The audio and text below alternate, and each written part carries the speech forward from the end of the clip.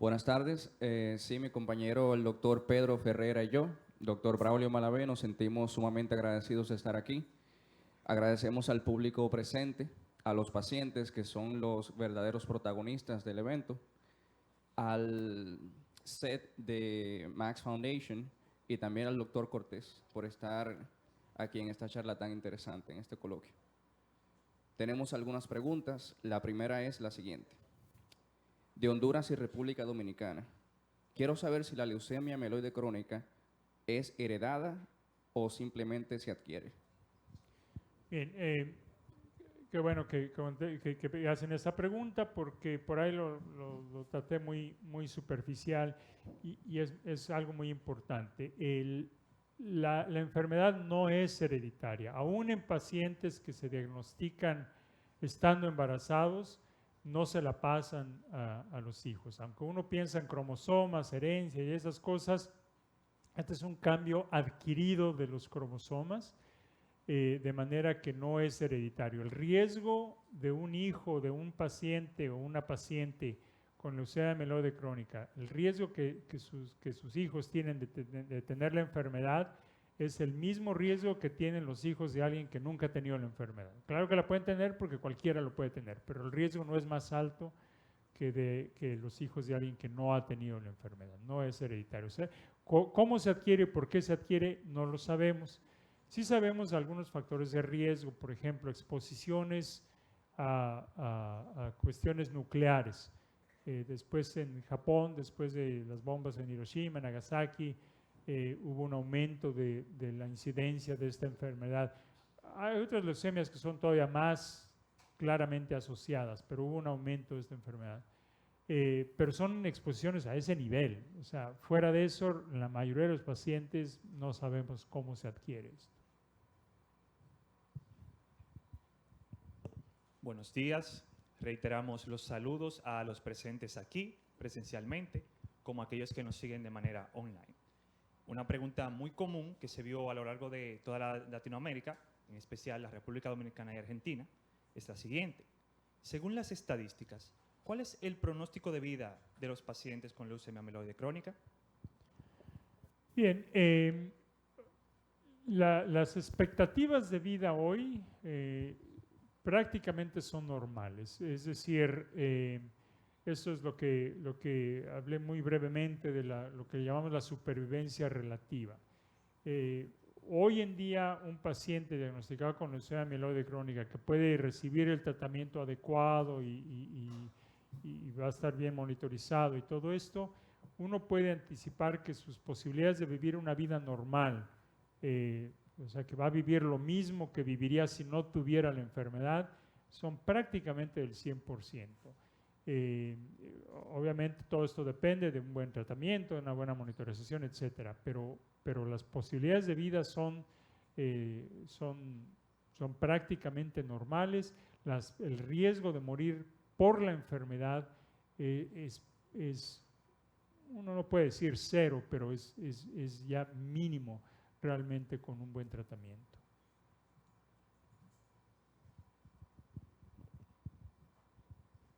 La siguiente pregunta. ¿Qué ventajas y desventajas puede tener hacerse un trasplante de médula?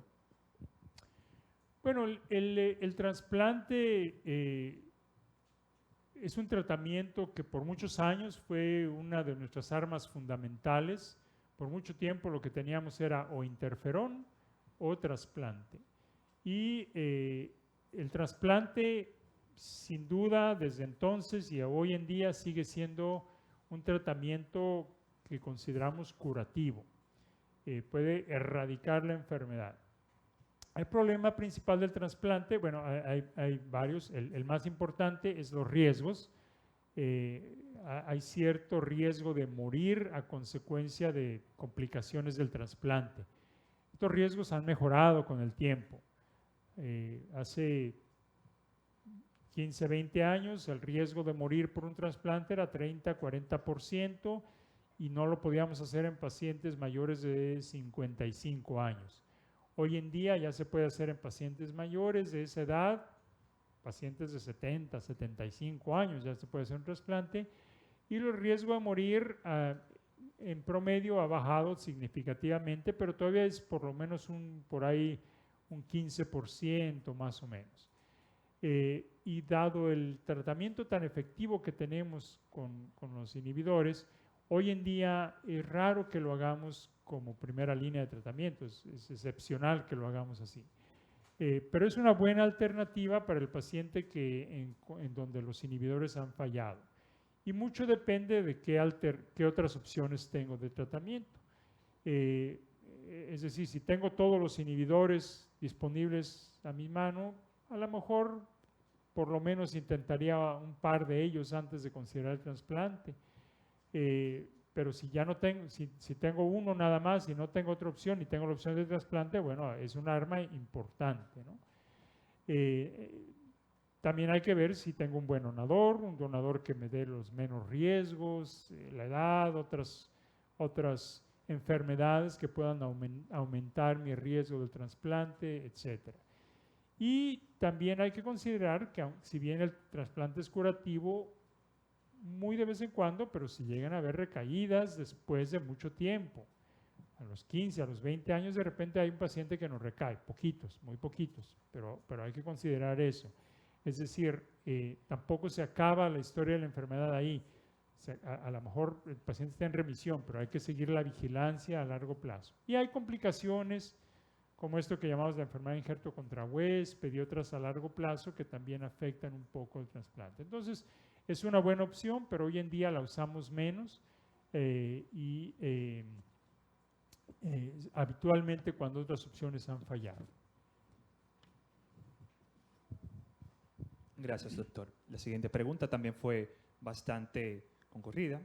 En este caso habla acerca de un niño, pero en cuanto al paciente con leucemia mieloide crónica, ¿puede hacer ejercicios o practicar algún deporte?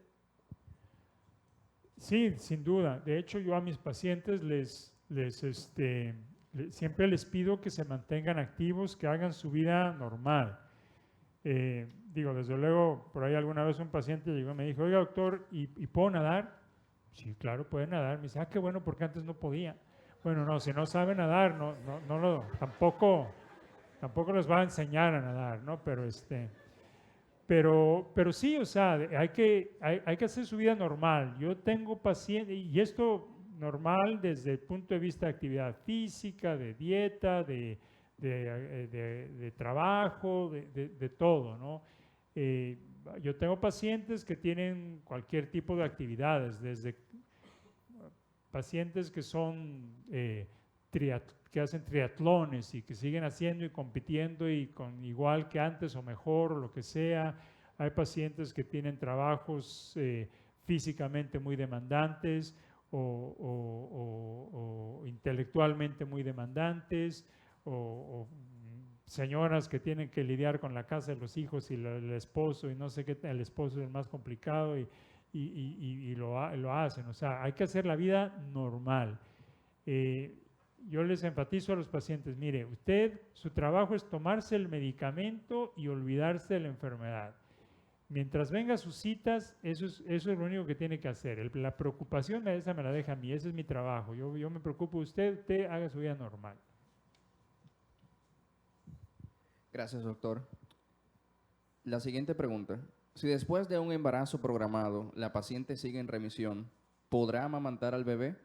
¿Podrá dejar de tomar la medicación al menos por un tiempo?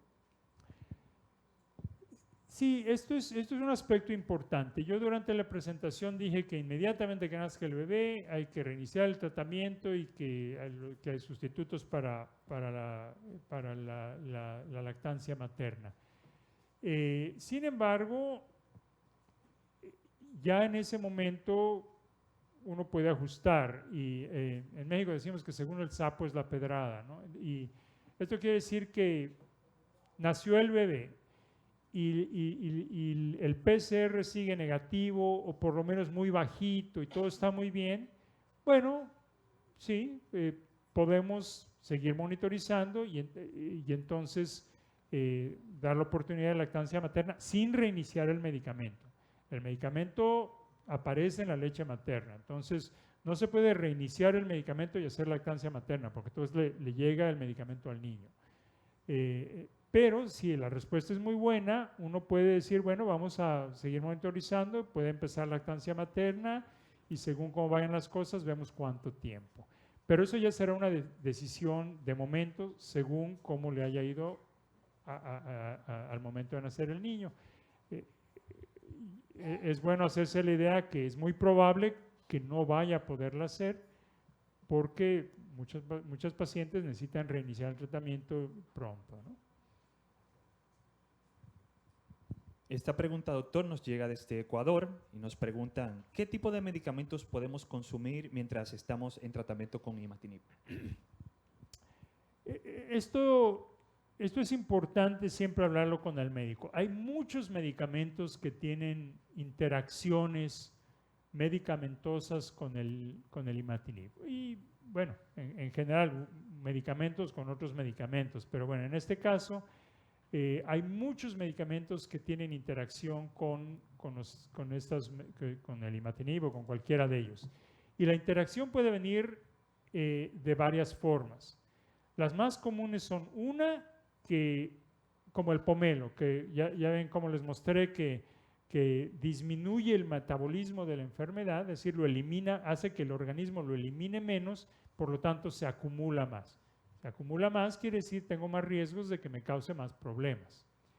La otra es que acelera el metabolismo de la droga, es decir, la elimina más el organismo y tengo menos. Eso quiere decir que tengo posibilidades de que me funcione menos. Entonces, esas dos interacciones se tienen que considerar. Otras no tienen que ver con el metabolismo, sino, por ejemplo, los antiácidos. Estos medicamentos necesitan un estómago ácido para poderse absorber. Si yo estoy tomando un medicamento para quitarle el ácido al estómago porque tengo agruras o porque tengo una úlcera o lo que sea, se va a absorber menos el medicamento. Entonces, siempre es importante discutir con el médico cuando se va a tomar un medicamento, sobre todo cuando es un medicamento que se va a tomar por largo plazo. Yo a los pacientes les pido no se tomen un acetaminofén o paracetamol o Tylenol, como le llamen. Pero bueno, si uno se toma uno porque anda uno por ahí de viaje y lo único que me duele la cabeza horrible y lo único que encontré es un Tylenol, bueno, si me tomo uno no pasa nada, pero si lo va a tomar rutinariamente puede interactuar el medicamento.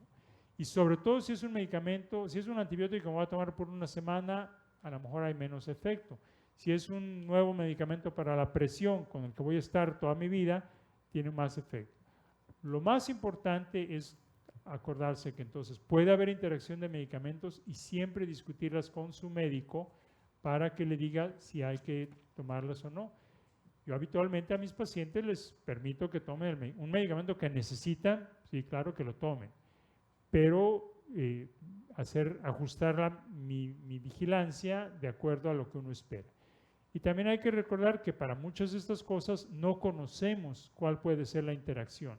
Esto es cierto con muchos de los suplementos y estas cosas donde estos estudios no se han hecho y no sabemos si pueden interactuar o no. Gracias, doctor. La siguiente pregunta nos llega desde Nicaragua. ¿En qué casos especiales, además del embarazo, se puede retirar o suspender el tratamiento? Bueno, hablamos de la suspensión electiva, del que logró una respuesta definitiva y todo esto. Me imagino que la respuesta no se refiere a eso, sino en otras circunstancias.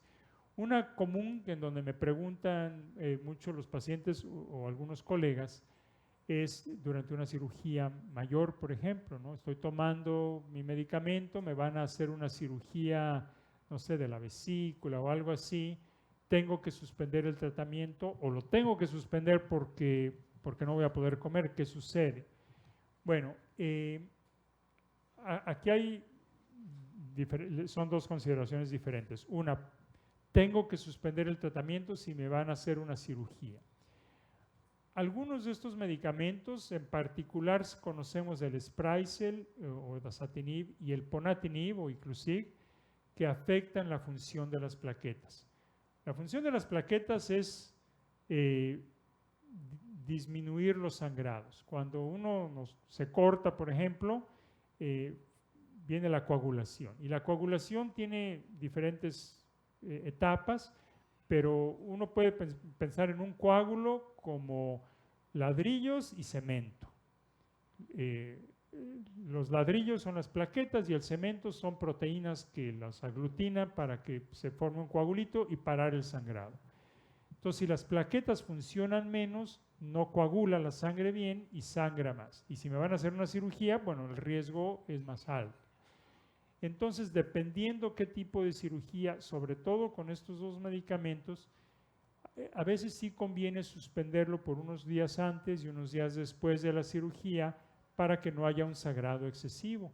A veces incluso, por ejemplo, si van a hacer una extracción de las muelas del juicio o alguna cosa así. No con todos los medicamentos, con el Glivec, por ejemplo, hay muy poco efecto de las plaquetas.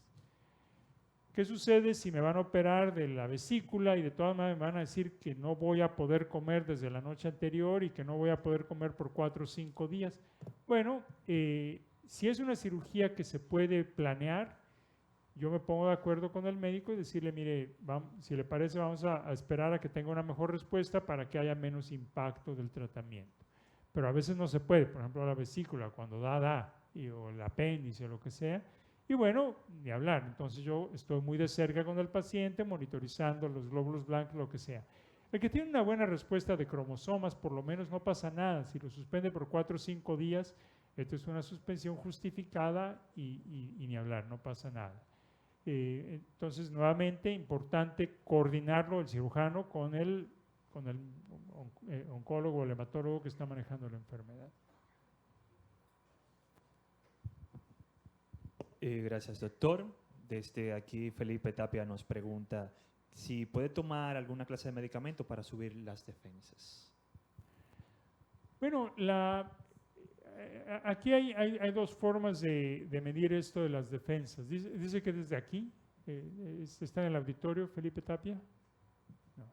Bueno, lo de las defensas se puede entender desde dos puntos de vista diferentes. Uno es, a veces lo que decimos que bajaron las defensas es que los glóbulos blancos y sobre todo los neutrófilos pueden estar muy bajitos.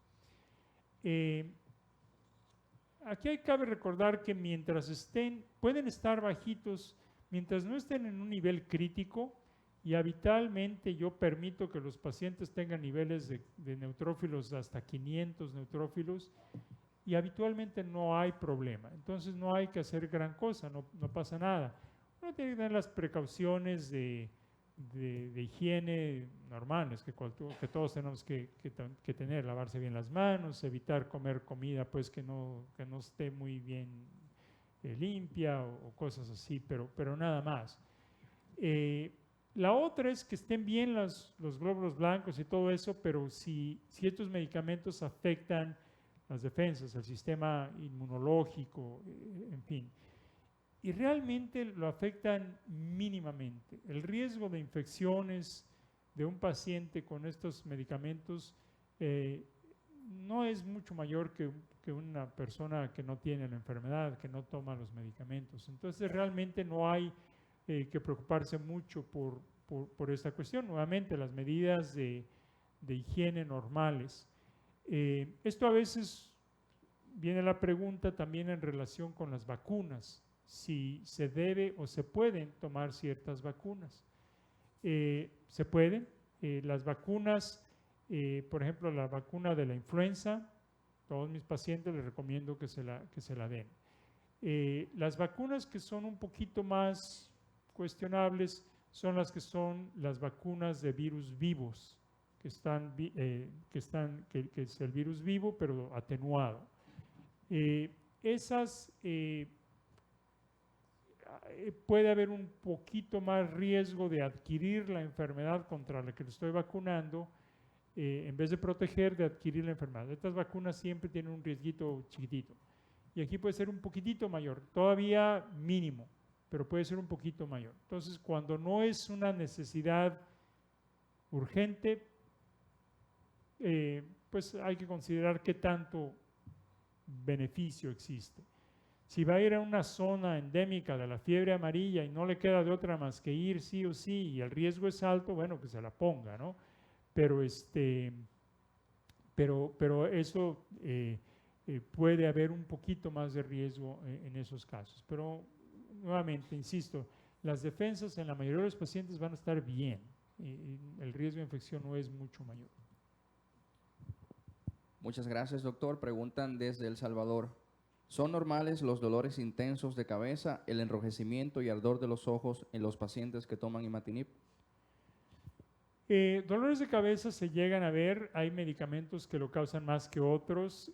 Por ejemplo, yo lo llego a ver a veces un poco más con Sprycel que con el Glivec, pero se ven con el Glivec, entonces pueden dar.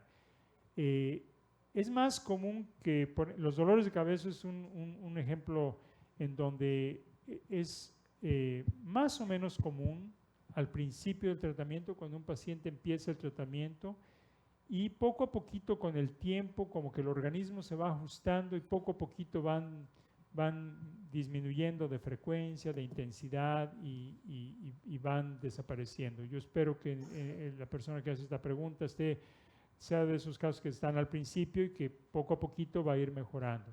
Se pueden manejar con, por ejemplo, con pacientes que están tomando Glivec. Yo les permito utilizar, por ejemplo, les recomiendo utilizar ibuprofen o aspirina. Prefiero eso que el Tylenol. Tiene menos interacciones con el Glivec, entonces eso se puede utilizar. Enrojecimiento de los ojos, sí, a veces se pone rojo, como que sangró lo blanco del ojo. Eso es común, no pasa nada, no es una cosa grave, se ve muy feo, pero no pasa nada. Y a veces duele un poco, los pacientes refieren que les duele un poco, pero bueno, fuera de que pues sí se ve así como medio vampiresca la cosa, pero pues no pasa nada, ¿no? Gracias, doctor. La siguiente pregunta la elabora Teolinda Hernández, que nos pregunta, ¿bajo qué parámetros se da el cambio de tratamiento, es decir, de Glivec a dasatinib?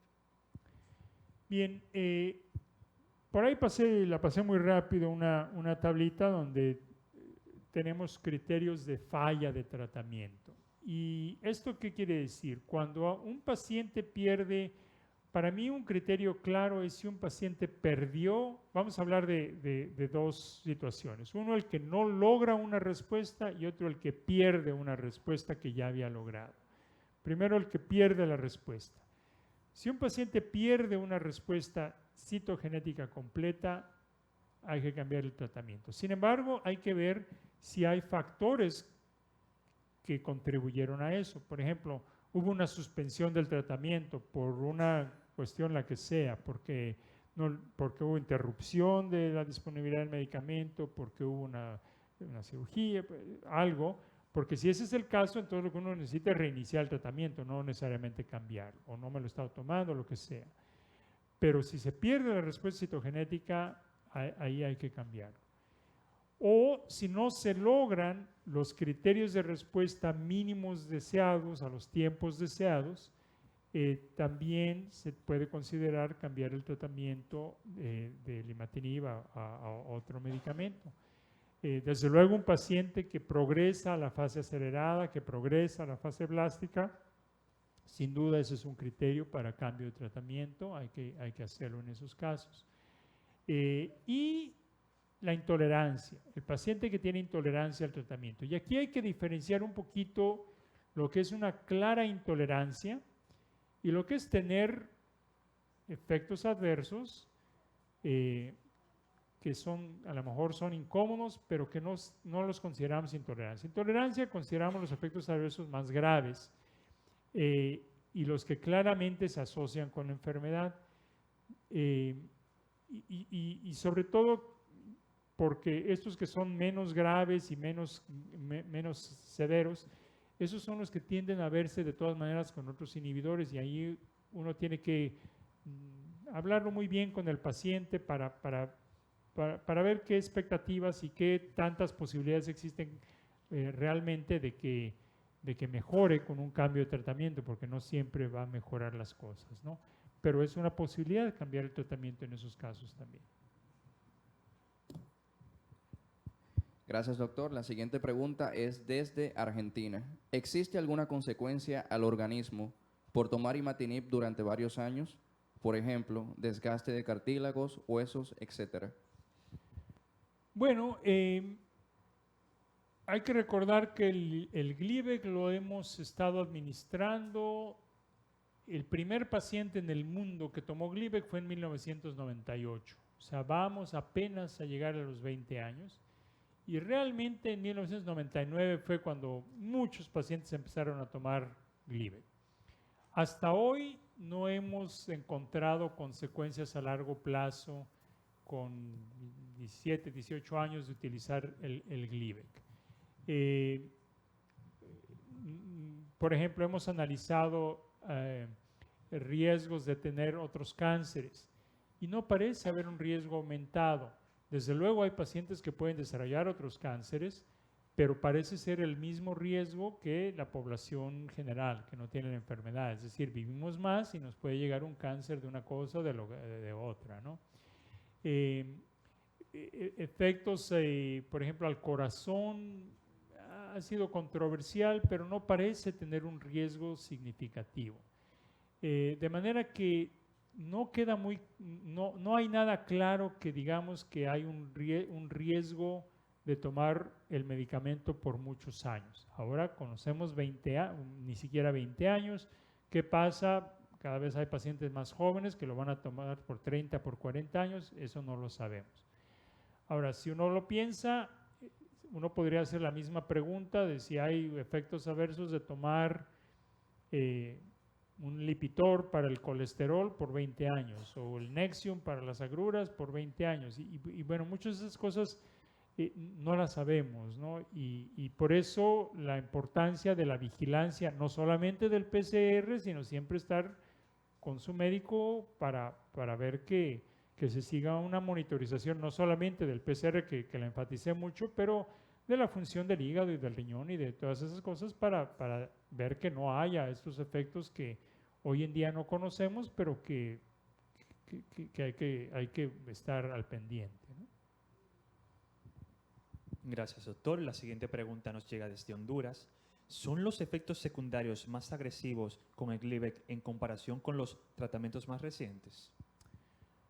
No, no necesariamente son más agresivos, son diferentes. Y algunas de las cuestiones que más nos preocupan, de hecho, el Glivec las tiene menos. Por ejemplo, hablé del riesgo de infartos del corazón, de angina de pecho, de infartos del cerebro, de esas cosas. El Glivec es el que menos tiene riesgos de esos efectos comparado con el Tasigna y el Sprycel y todos los demás medicamentos. El Glivec tiene más riesgo de calambres, de hinchazón de piernas, de algunas de estas cosas. Entonces, como que cuando uno lo ve globalmente, para cada medicamento hay algunas cosas que son más comunes que con los otros medicamentos. Pero gruesamente el Glivec es un medicamento muy seguro hasta donde lo conocemos hoy en día y no son, de los efectos adversos más graves, probablemente es de los que menos produce. Muchas gracias, doctor. En el mismo tenor, desde Chile, ¿alguna recomendación para mujeres en la menopausia tomando Glivec? Bueno, el manejo hormonal, por ejemplo, se puede hacer como se lo indique su ginecólogo. Hay cierta interacción medicamentosa con las hormonas, pero cuando se necesita, yo le dejo al ginecólogo que maneje esa cuestión y yo monitorizo un poquito más cerca, por ejemplo, la cuestión del hígado, estas cosas, para estar seguros de que no haya complicaciones. Y nada más, ha habido cierto riesgo de que haya un aumento de la osteoporosis. No es un aumento grave, pero puede haber un poquito más, y en la menopausia de cualquier manera se ve eso un poquito más. No es una contraindicación, simplemente hay que estar vigilando, hay que estar monitorizando eso, tomar suplementos si es necesario de calcio, de vitamina D, etcétera, y con eso los pacientes no suelen tener mayores problemas.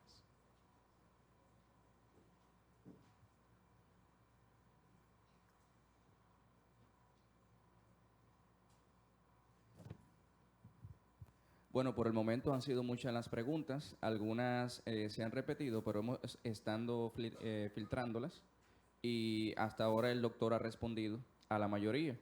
Queremos agradecerle al doctor Cortés por tan sabias respuestas, tan sabias recomendaciones.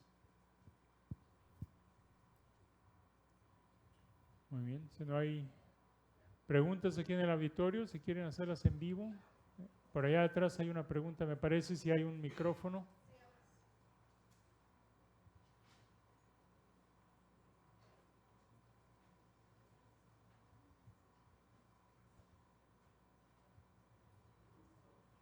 ¿Puedo preguntar? Bueno, acá. Doctor. Bueno, ya está. Y ahorita Salud. venimos para acá. Mucho gusto, doctor. Doctor Gracias, Fernández igualmente.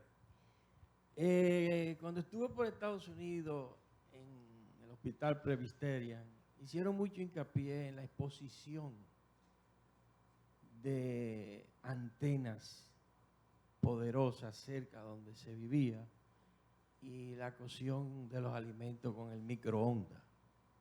Si eso tiene que ver algo como causa inicial de la leucemia. Y segunda pregunta, si la respuesta molecular completa tiene un efecto positivo en los pacientes de Latinoamérica. Bueno, en el primer aspecto, en esto de la exposición a estos que llamamos los campos electromagnéticos y esas cosas, ha sido un aspecto muy controversial. Mucho se ha hablado y los diferentes estudios han sido controversiales. Algunos han sugerido que hay un discreto aumento en el riesgo y otros han mostrado que no hay un aumento en el riesgo. Viendo la totalidad de los datos, parecería ser que el riesgo es probablemente, si aumenta el riesgo, es muy discretamente y no particularmente con este tipo de leucemia.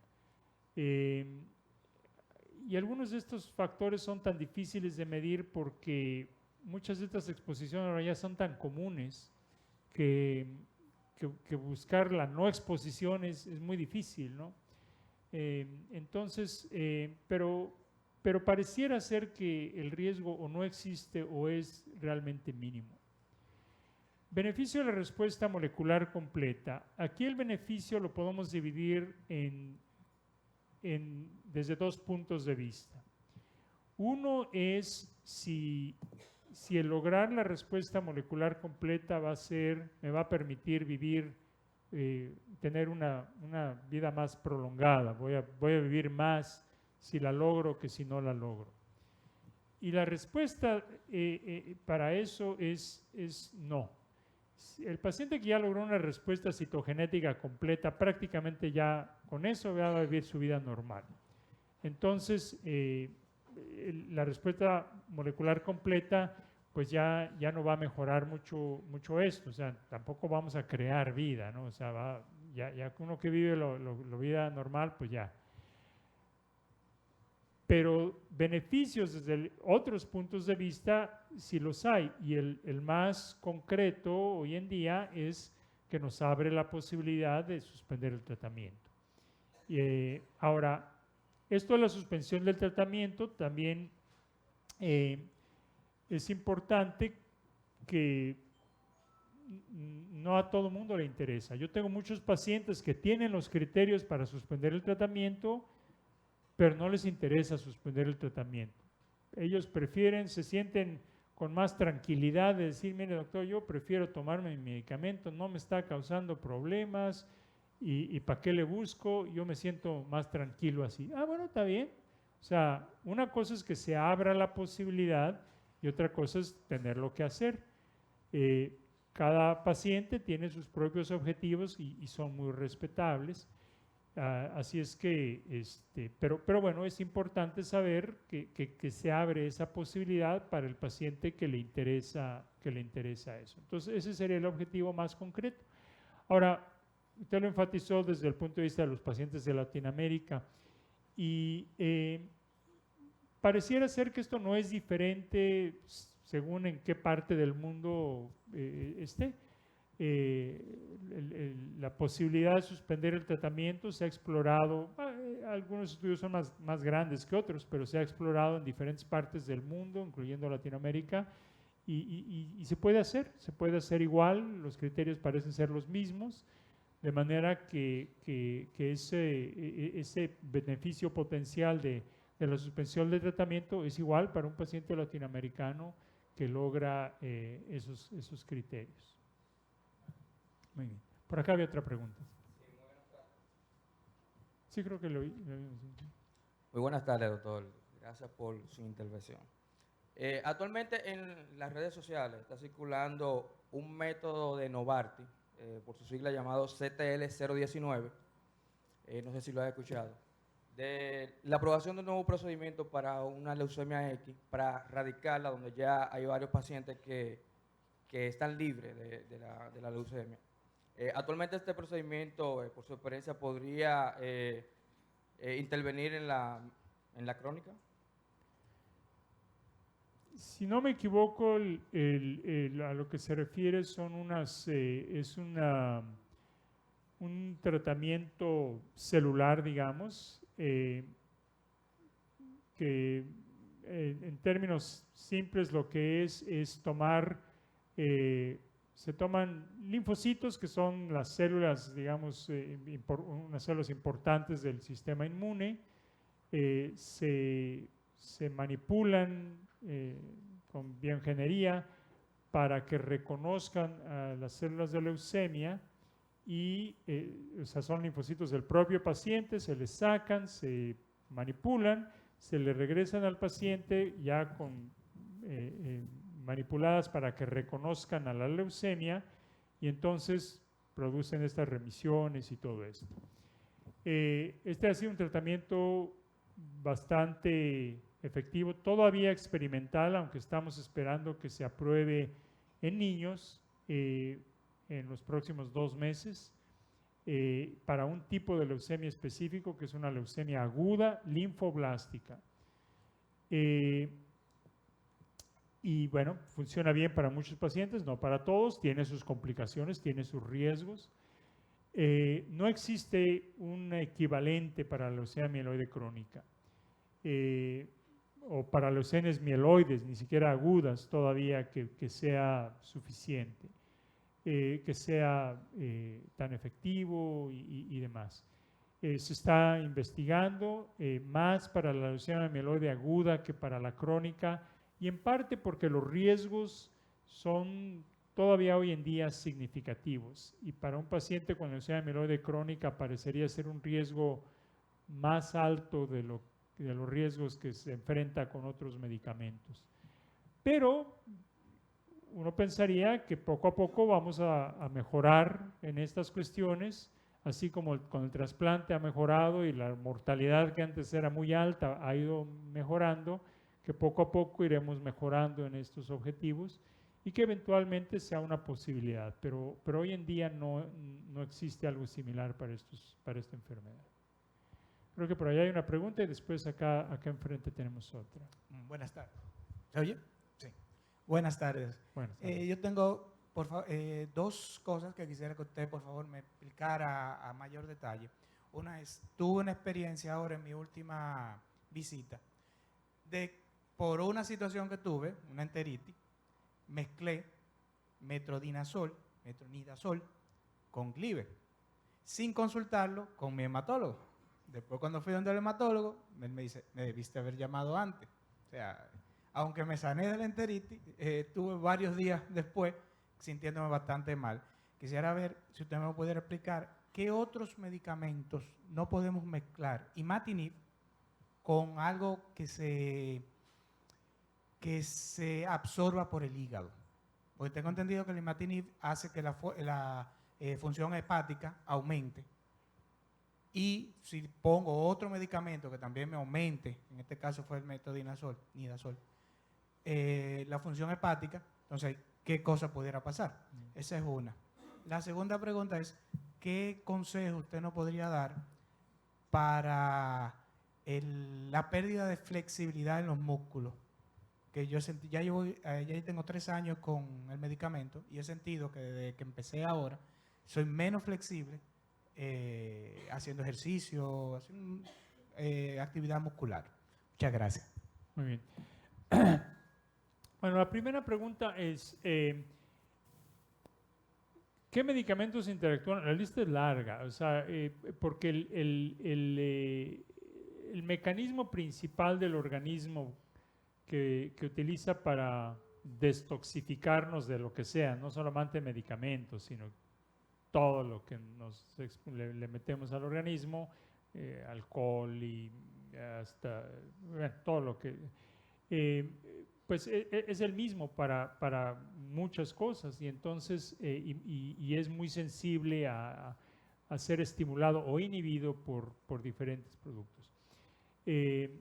Entonces, bueno, sí, siempre hay que consultar si un medicamento puede interactuar o no, porque, pues, vayan, incluso uno mismo no se lo sabe todos, hay que consultarlo porque son tantas las interacciones que hay hoy en día.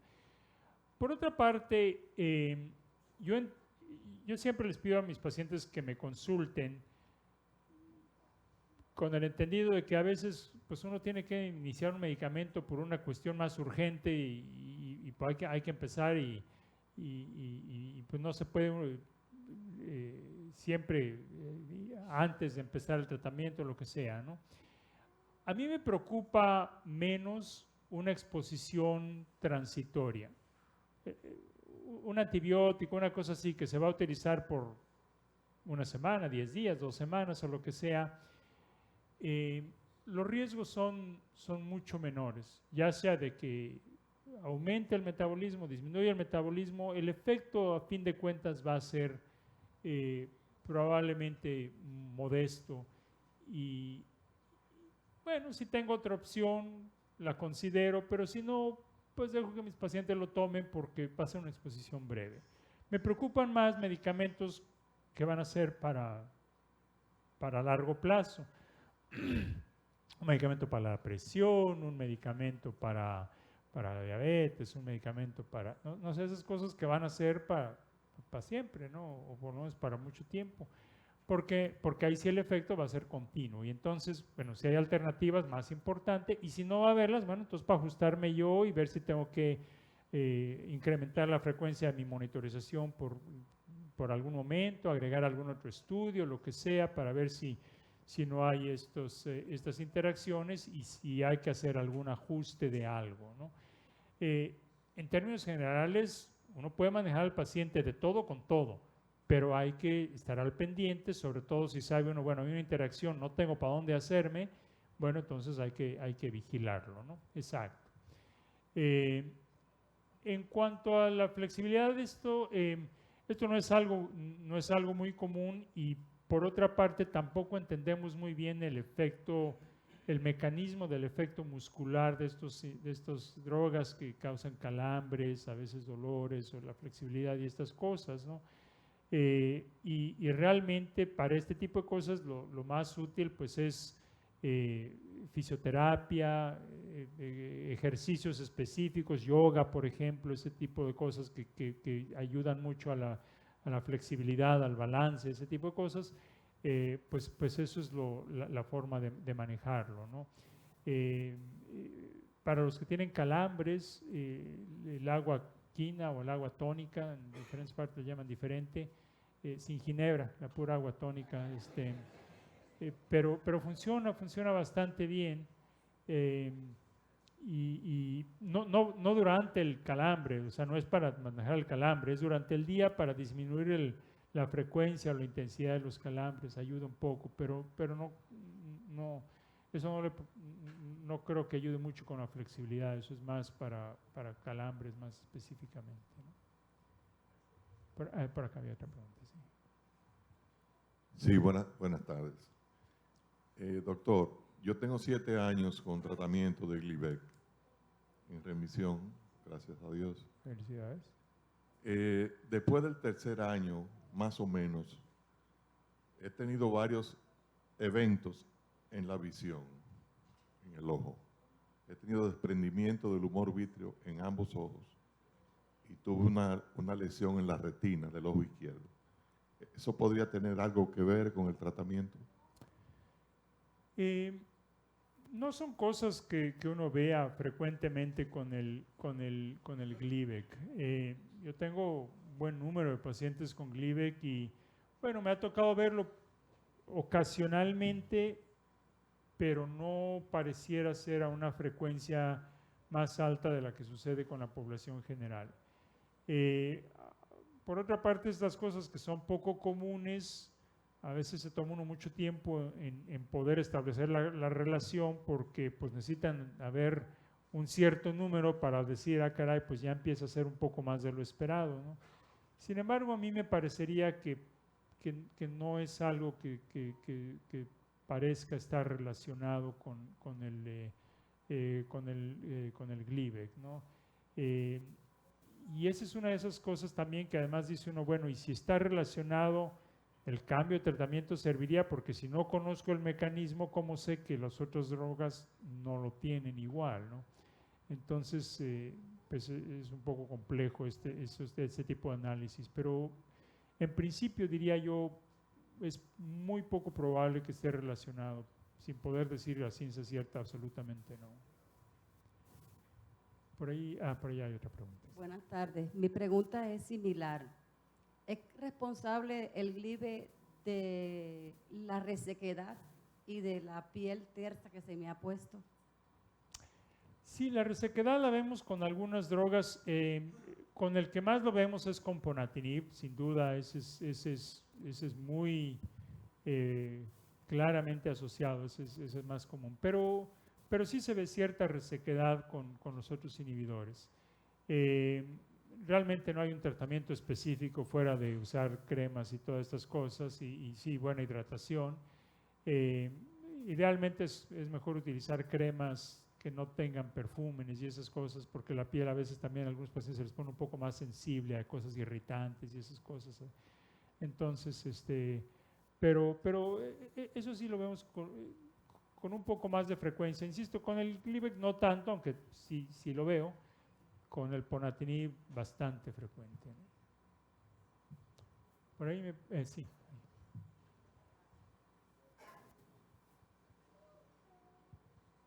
Buenas tardes. Buenas tardes. Doctor, quiero saber, ¿qué riesgo tiene el paciente si toma aspirina tomando el Gleevec?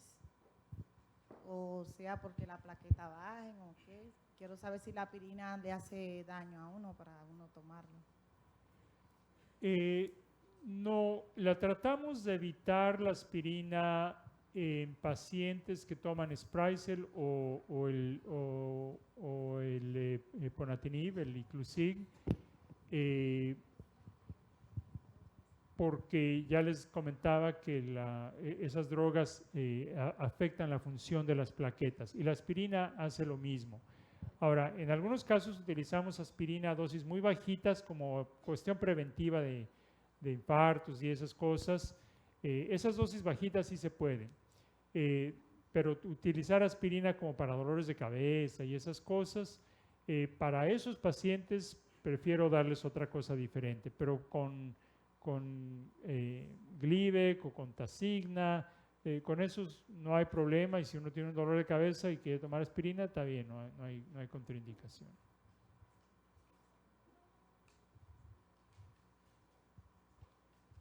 Buenas tardes, doctor. Buenas tardes. Buenas tardes. Yo quiero saber, doctor, ¿qué relación tiene el trastorno de ansiedad con el tratamiento del Gleevec?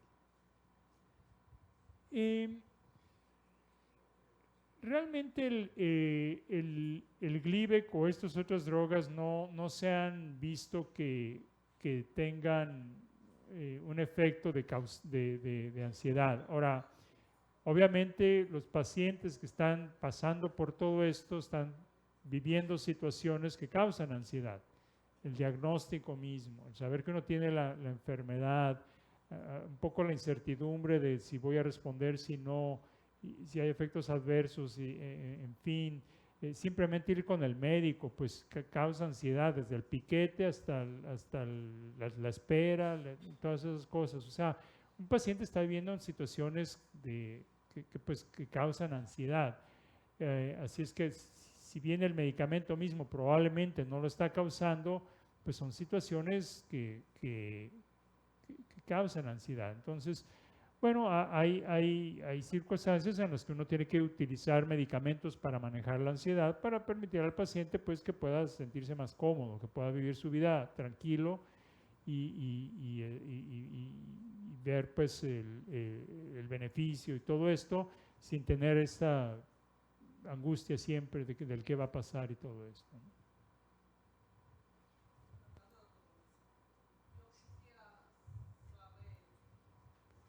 ¿Por dónde está? Ah, ya está atrás.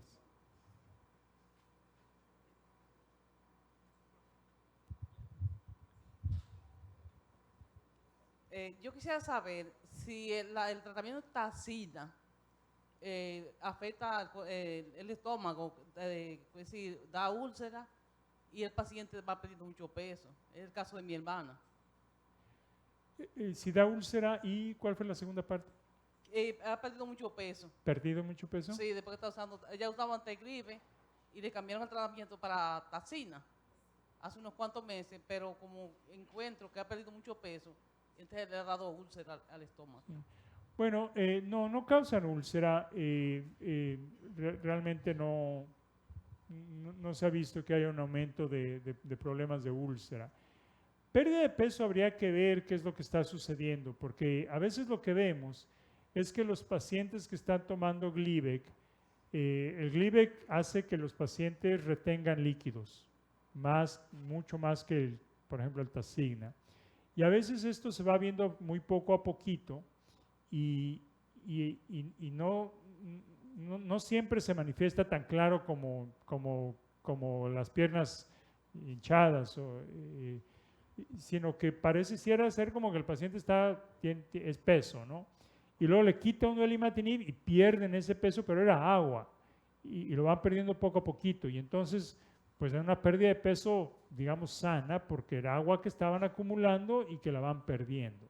Entonces habría que ver si hay otras causas que expliquen la causa de la pérdida de peso, porque hasta donde nosotros sepamos, el Tasigna no produce pérdida de peso, pero a veces es ese cambio que el paciente está perdiendo líquidos que debería de perder, que es bueno que los esté perdiendo si los había retenido más de la cuenta por el Gleevec, ¿no?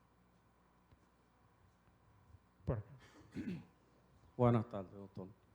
Soy paciente de 9 años con Gleevec. Al principio, cuando empecé se ve un poco más mayorcito.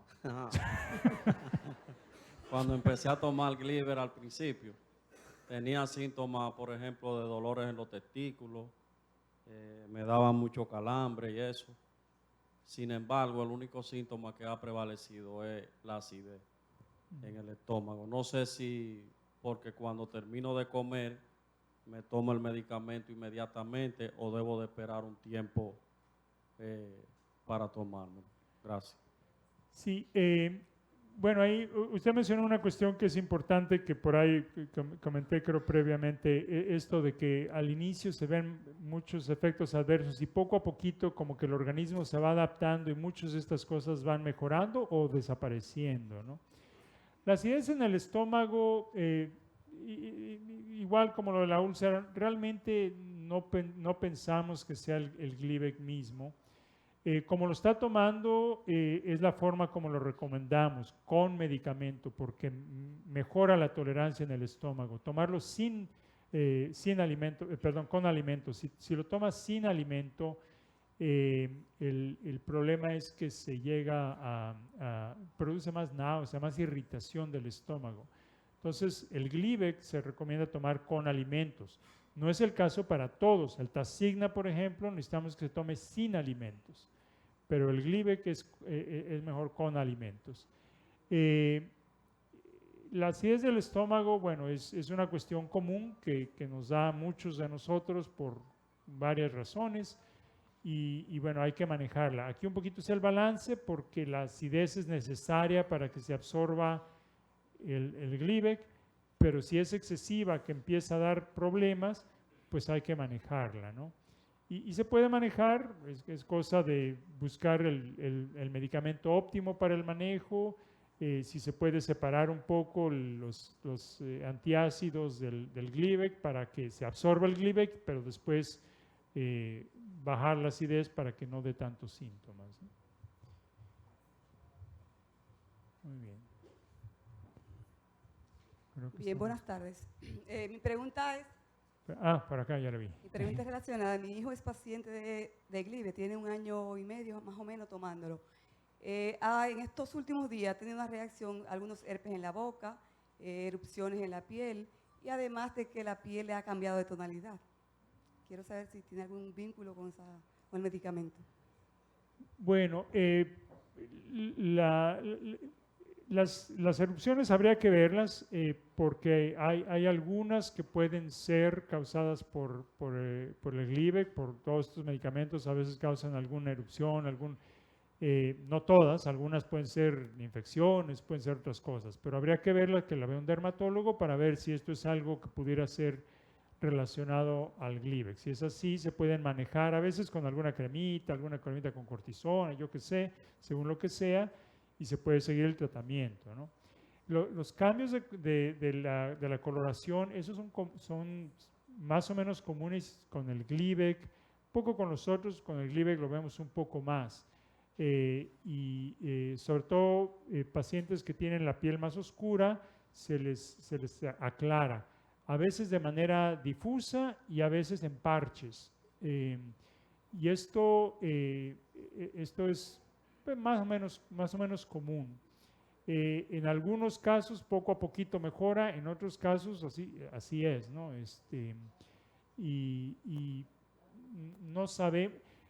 El mecanismo es que el Glivec, además de inhibir la proteína esta que viene del BCR-ABL, del cromosoma de Filadelfia, inhibe otras proteínas.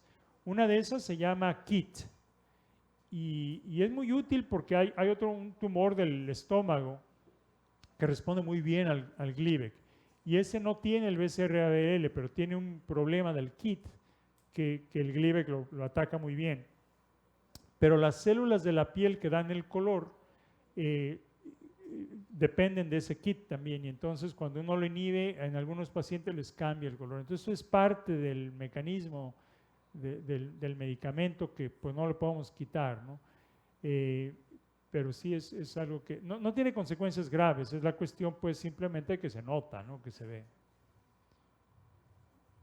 Y bueno, creo que estamos llegando aquí al final bueno, por ahí alguien tiene un micrófono y terminamos con esa pregunta para...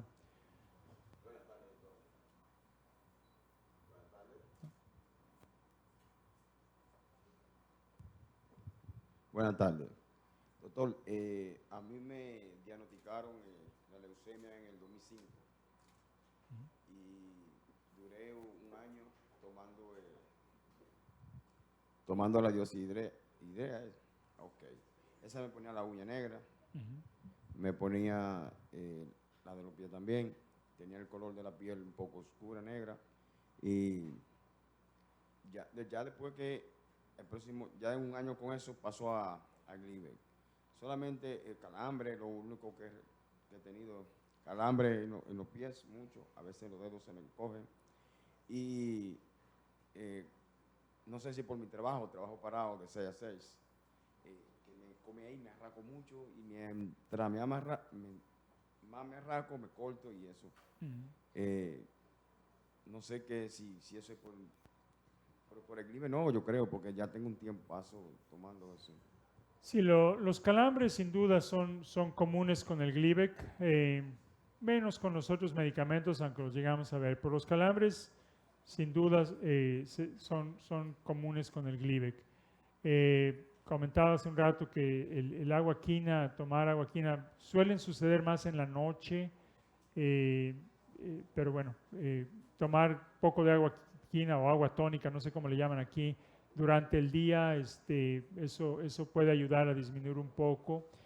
La picazón a veces también es del medicamento, hay que ver, a veces es la resequedad que alguien comentaba, tener la piel bien hidratada, en fin, y la piel se vuelve un poquito más frágil, entonces a veces uno se rasca y se se hacen más moretones y cosas así. Son cosas del Glibex, son cosas no graves, pero bueno, que sí las llegamos a ver, ¿no?